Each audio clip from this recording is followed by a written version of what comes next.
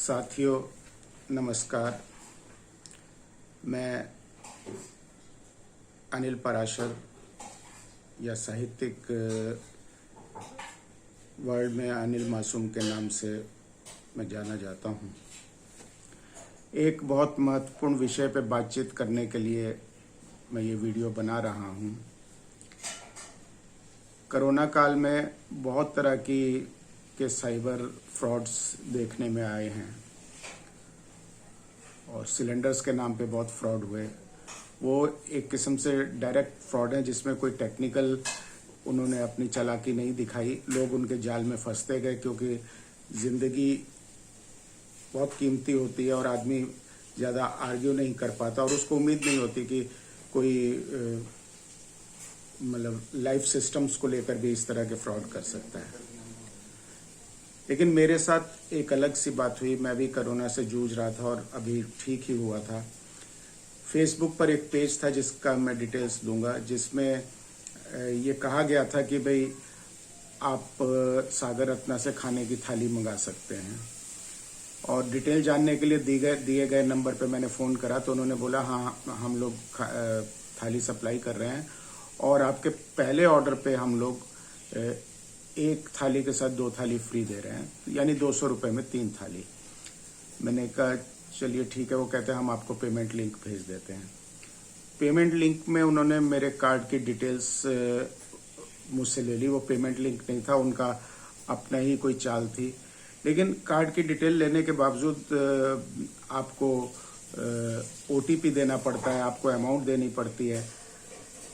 वो बहुत शातिर कोई लोग हैं जिन लोगों ने मेरा फ़ोन ही हैंग कर लिया और विद इन नो टाइम मेरे अकाउंट में से 1 लाख रुपए निकल गए। 50-50 हज़ार की 2 एंट्री। और उसके बावजूद अभी उनका मन इस ठगी को और आगे बढ़ाने का था और वो मुझे फ़ोन पे बताते रहे कि सर आपके ना गलती से ये पैसे कट गए हैं और जिसकी कि मेरे पास फ़ोन रिकॉर्डिंग भी है कि हम आपको वापस कर रहे हैं। आप अपना अकाउंट डिटेल दीजिए और अपनी डेट ऑफ बर्थ बताइए। तब तक मुझे समझ में आ गया था कि ये कोई गैंग है और क्योंकि किसी भी अकाउंट में पैसा डालने के लिए आपको डेट ऑफ बर्थ की ज़रूरत नहीं पड़ती है। तो मैंने उनको बोला कि अब और कितना मूर्ख बनाओगे। और मैं उसी टाइम थाने भागा।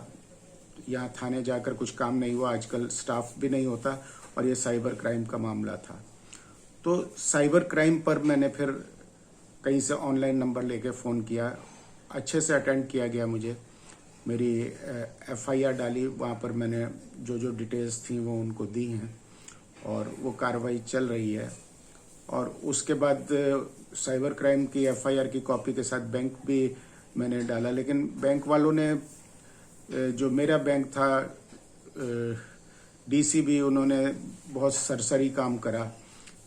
पहले तो उन्होंने, जब मैंने शुरू में उसी वक्त कंप्लेंट उनको करके अपना एक तो डेबिट कार्ड ब्लॉक कराया था, अकाउंट रुकवाया था और उसी वक्त उनको आगे कुछ कार्रवाई करनी चाहिए थी क्योंकि उनके पास डिटेल आ गई थी कि पैसा किस अकाउंट में ट्रांसफ़र हुआ। मुझे नहीं लगता कि उन्होंने उस बैंक से बातचीत भी करी और विद इन नो टाइम मुझे लग रहा है कि शाम तक ही मेरे को बोल दिया हमने आपका मामला रिजॉल्व कर दिया। वो नहीं बनता है।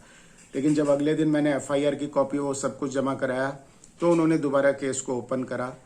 टेम्परेरली मेरा को 1 लाख रुपए क्रेडिट भी करे, लेकिन वो लीन अकाउंट में थे। उसके बाद वो उन्होंने मुझे बोला कि आप इस पैसे को यूज़ कर सकते हैं। इट मीन्स उनकी मेल के हिसाब से वो पैसा मेरे मेन अकाउंट में आ गया था। लेकिन 3-4 दिन बाद उन्होंने फिर मुझे वो अमाउंट डेबिट कर दी जिसको कि मैं यूज़ नहीं कर पाया। तो ये सब एक्टिविटीज़ हुई और उसके बीच में ये साइबर का केस चल रहा है। मैंने RBI में भी कंप्लेंट डाली है और अभी उसके बाद मुझे पता चला कि सेम नंबर से मेरे एक दोस्त हैं, उनके साथ भी ठगी की गई और उनके करीब 78,000 रुपये निकाले गए हैं। अर्थात सबसे बड़ी चिंता की बात यह है कि एक ही फ़ोन नंबर जो कि हम पुलिस को दे चुके होते हैं उससे वो ठगी जारी रहती है और मुझे डाउट है कि वो फ़ोन नंबर अभी भी अपना काम कर रहा है और लोग अपना अपना वो लोग पैसे बना रहे हैं। तो ये सब बातें हैं। तो कोई भी आप ऑनलाइन ट्रांजैक्शन करने से पहले अगर आपने इस तरह के ऑनलाइन ट्रांजैक्शंस किए हुए हैं तब ठीक है, अन्यथा बहुत सावधान रहिए। मैं हमेशा से ऑनलाइन ट्रांजैक्शन करता हूं और मुझे बहुत अभ्यास है। तो अगर मेरे जैसा आदमी ठगा जा सकता है तो कोई भी किसी के साथ भी फ्रॉड हो सकता है।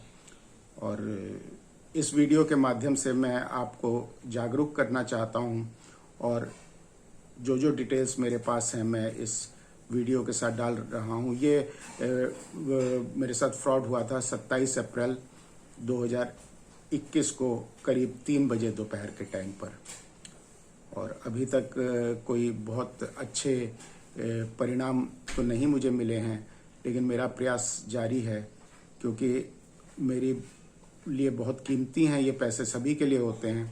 मैं रिटायर्ड आदमी हूं और मेरे पास कोई ऐसा सोर्स ऑफ इनकम नहीं है कि 1 लाख रुपए मेरे से हाथ से निकल जाएं तो मैं सोच लूँ चलो इधर से निकलें उधर से आ जाएंगे। और बस थोड़ा सा ये संतोष रहा कि मुझे और पत्नी दोनों को कोरोना हुआ और हम लोग ईश्वर की कृपा से घर पर ठीक हुए। तो बस ये लगता है कि समझ लेंगे कि भाई वो खर्चा कईयों का इतना ज़्यादा हुआ, हमारा नहीं हुआ। तो ईश्वर ने कुछ और तरीके से पैसा लेना था, ले लिया, लेकिन फिर भी हम वो गलत लोगों के पास वो पैसा क्यों जाने दें।